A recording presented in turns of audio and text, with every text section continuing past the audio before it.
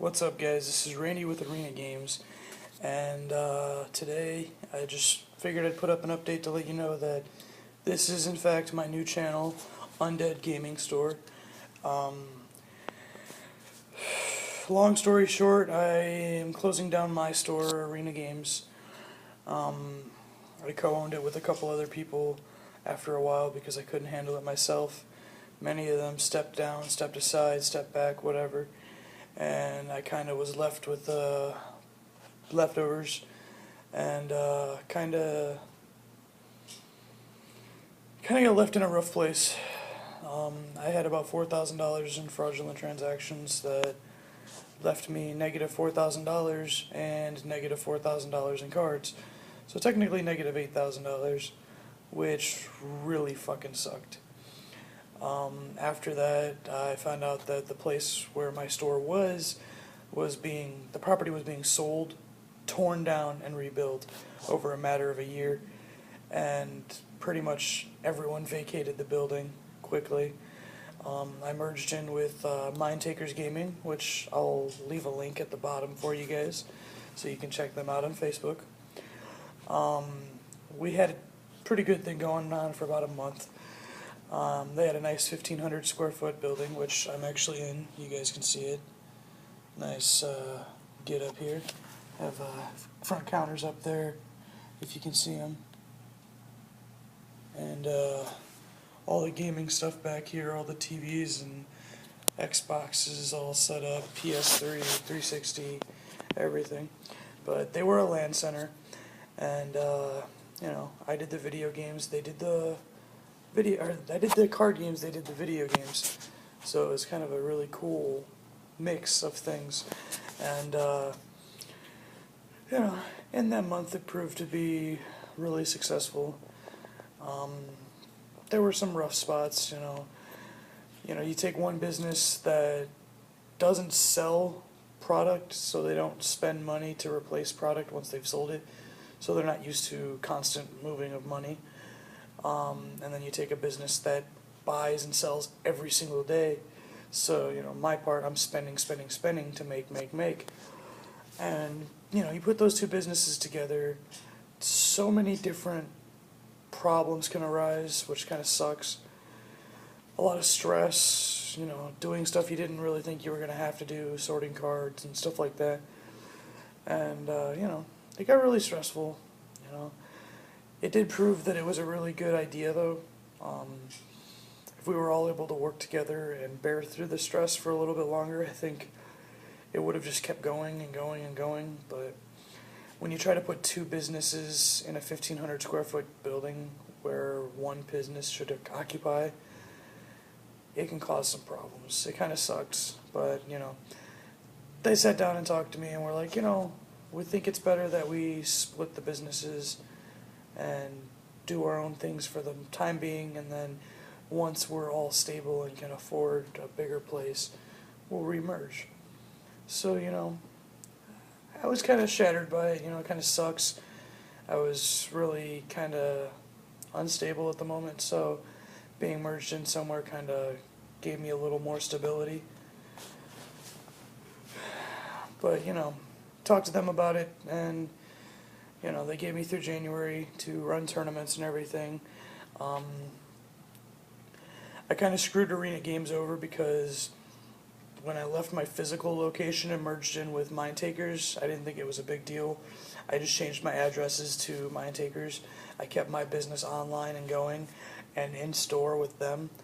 But like Wizards Playing Network, the company that does the tournaments for Wizards, Magic the Gathering, they said that there needed to be a brick and mortar store for Arena Games, not Mind Takers. So I missed out on the pre-release for I'm missing out on the pre-release for Gatecrash.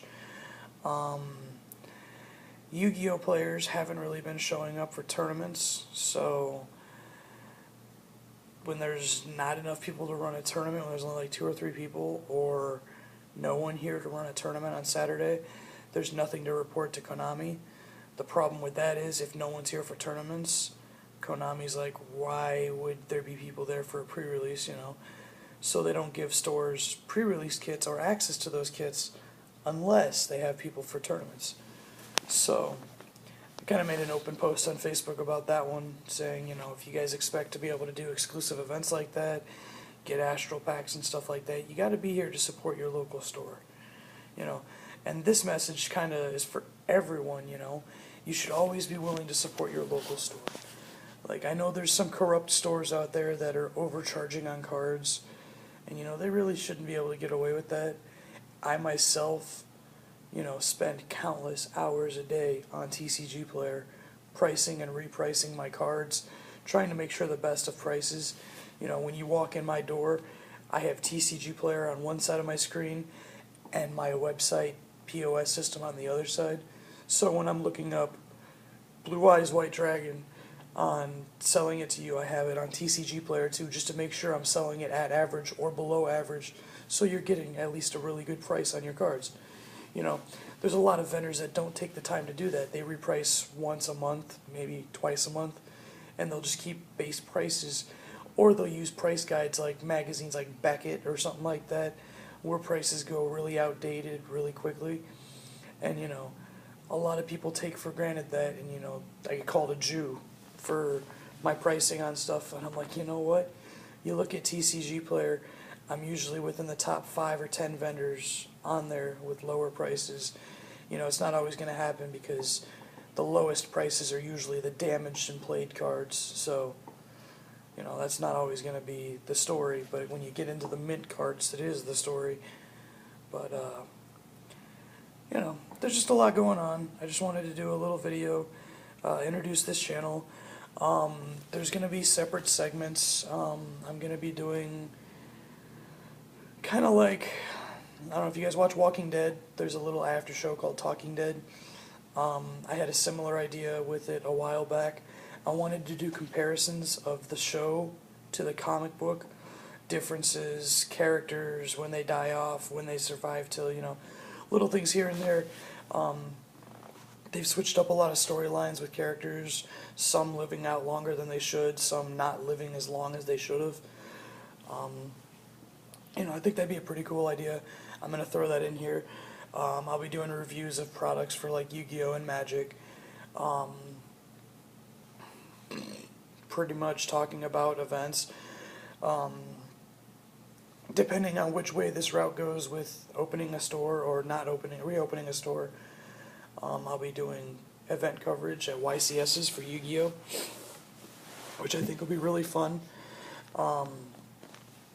Definite shout-outs to some of my friends, Robbie Cole, MCole40 on YouTube, Cordero, Vexicus, Spencer, whatever you want to call him, Vexicus466.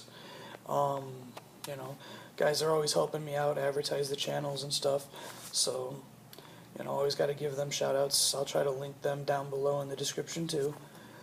You know, I had a bunch of other YouTubers out there. Keith, don't think I forgot you. I just don't remember your fucking channel name. Sorry.